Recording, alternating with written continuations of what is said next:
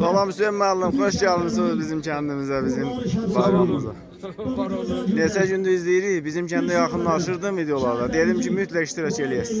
100%. Yox, TV-nin su üstündə iştirak eləməmək günahdır. Son videolardan oldu. Hansı zirvələri fəth elədiniz? Hansı zirvələri fəth elədiniz axırıncı səyahət? Naxçıvanda hələ zirvəmiz qalmayıb, hələ. Təkrar gedirik. Naxçıvanda işi qurtarmışıq. İranın Dəməvəndə getmək istəyirəm, bir də Elbrus'a getmək istəyirəm. Bir-iki zirvə var çıxmamısan. Bax o Hansına? Qarabirə çıxmısan o zirvəyə. O axırıncı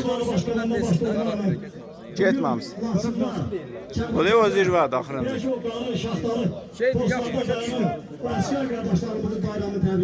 Bir qədər uzadı o. Bir qədər uzadı bu. Eynidirlər. Biz qaya biraz ondan hündür olar, biz qaya. 12 dəfə çıxmışam, da bu neyinlər? Sənin qapıcılıqla 9 dəfə çıxmışam. TV-dən də görüm neçə nəfər ora çıxıb qapıcılıq zirvəsinə. 1989-da Şövqü ilə mən çıxmış. Ataq doğardıq orada. Bir dənə də 3 ayaqlı vışqa var. Ha. Ora çıxmış. Mən 9 dəfə çıxmışam.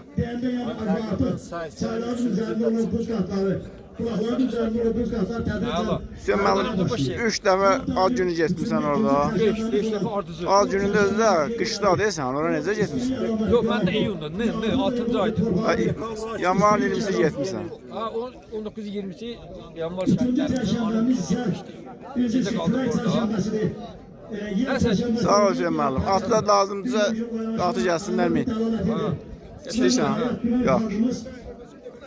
En büyük değerli çerçevemiz olan torpaq çerçevesi geliyor. Ve yer arasında buna inanır çerçevede değil. Hüseyin müəllimizin Naxçıvanın səyyahı bütün turistlərə bələdçilik eləyir. İlanlıda Ve karşıdan gelen Novruz bayramı, karşıdan gelen Ramazan bayramı münasibətilə sizin her birinizi səmimi qəlbdən təbrik edirəm. Xalqımıza